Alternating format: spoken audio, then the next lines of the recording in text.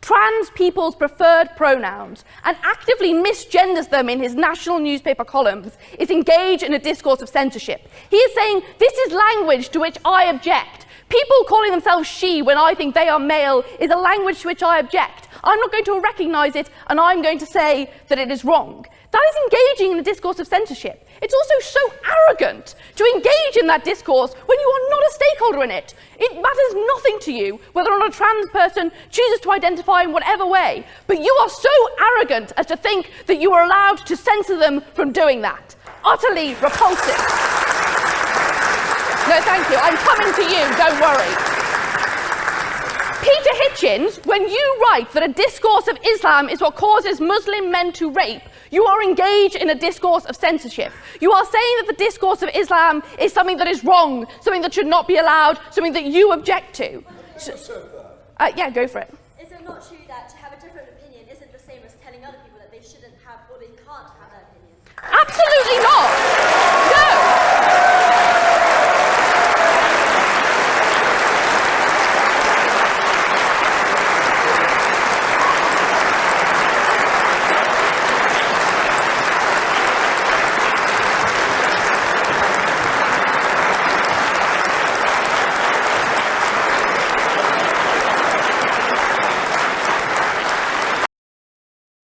About immigrants as if somehow they're not real people. The people who came over after the war, my family were part of that wave of people. I'm proud to be British and part of the European community, part of, a giant society of people trying to work to make each other's countries better. I think, we seem to have forgotten that Britain is also supposed, I hope, to be a compassionate nation, a humane nation. That is the Britain I'm proud of, and I want that country back. Just let's have your questions, see whether you strike a chord with everybody here.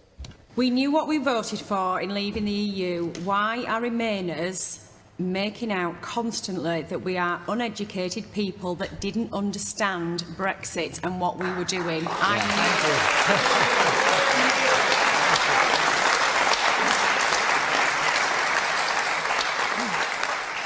And obviously that's what you feel.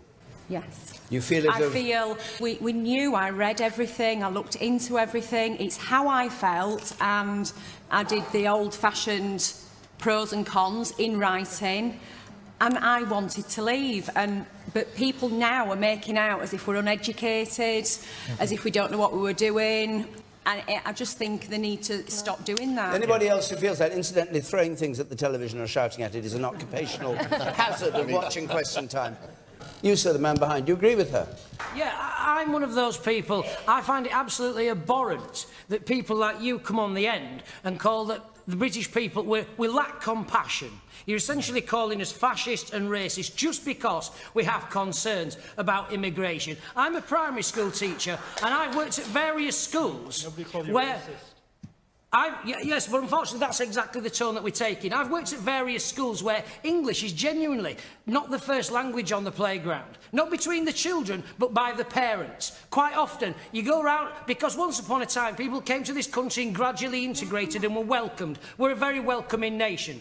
But when you get a massive influx of people all coming at the same time, that's what people have a problem with. That's when we get concerned when we go to the doctors and we can't get appointments. You go down to A&E and it's full. Now, people may turn around and say, no, that's racist, that's fascist, that's not acceptable. But 18 million people, just like that lady says down there, we knew what we were voting for, we know what we want to get out, and the sooner we start in trigger Article 50, the better. All right. Laurie? Laurie first. No, you go first. Laurie, keep it short, so we must move on. All right, to try and answer both of your questions. Look, firstly, I don't believe that people who voted Brexit are stupid. I think, unfortunately, some people may have been lied to and manipulated, and that is not... I believe you have a house in America, Mr. Stuckey. I have a house in America. I was wondering, where are you domiciled for tax purposes? I am domiciled here, and I pay full taxes. And can I just say, as you have chosen to be personal and invidious, let me share a little story with you. One of the great things that is essential to Britishness is a sense of public duty, that you do things for nothing with organisations that can't pay. Ms. Penny who has been advertising these great left-wing virtues, and I, were due to debate for a very impoverished little society called the Thomas Paine Society on the virtues of a republic on the one hand and a monarchy on the other. I was prepared to do it for free. She insisted on trying to charge such a large fee that the event had to be cancelled. Now, I think that is as mean and grasping as some runt comedian, and I will not be lectured to by a jumped-up public school girl like you. I came from the bottom, and I will not have it. Excuse me. May I respond to that? Right of reply. Go on. I think I deserve a right of reply to that. I personally feel that asking to be paid... Did you or did you not do what I've just said? I was going to respond to that, but... Why not do it straight away? Did you or did you not claim such a large fee that the event had to be cancelled? No, I didn't, Mr. Well, Starkey. then every member of the committee is lying, and you, clearly as usual, are telling the truth. No, this is not what was said to me. I have emails. That wonderful, wonderful method of tracking. No, I don't think I'm going to respond to it. One of the reasons the event was cancelled partly because they couldn't find a speaker in time because they were trying to fly me out, and part of the reason that the cost for that on top of my being asked to be paid for 2 days' work because I actually don't earn very much. Well, they had two pretty good speakers there already. Well, No, she backed out because she wasn't being paid. Anyway, I'm sorry, excuse me. we're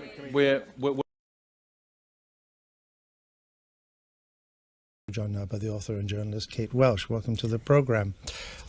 Recent free speech rankings survey by Spite said that 94% of UK universities have censored free speech in the past year. Some have no platform, people like Germaine Greer, Roger Scruton, and a human rights activist called Miriam Namazi. Are you happy with that? I don't believe it's censorship. I believe that freedom of speech is also freedom to accept the consequences of that speech. And if that means that certain institutions don't want to promote or give you a platform to say these things, then you have to accept that. Really? Yes, I do. That's not curtailing freedom of speech. No, I don't think it is. People like Germaine Greer. But you've just taken away the freedom of these people to speak at the university. They can speak wherever they like, but freedom of speech is not freedom to be invited wherever you want. What's the point of a university if you don't allow a variety of views to be expressed? A variety of views, that's absolutely fine. Clearly not if you're Germaine Greer. I think if students are being asked to pay increasingly higher fees, and I think that if they object to people like Germaine Greer, Julie Bindel, Milo Yiannopoulos being given frequently pretty hefty speaking fees themselves and being given a platform at their university, then I think they have a right... Julie Bindel doesn't take fees for that. Julie Bindel does not take fees, and she has worked for 30 years raising awareness of violence against women and done so, thanklessly, and for her to be barred from universities simply because she has a different view to you or some of the people in that university about transgender issues is a disgrace, as it is with Peter Tatchell. Hold on. Let to say that they're getting back. money for it, it's absolutely legal. Kate Welsh. I think Julie Bindel has done some fantastic things for women's issues. I will not decry that.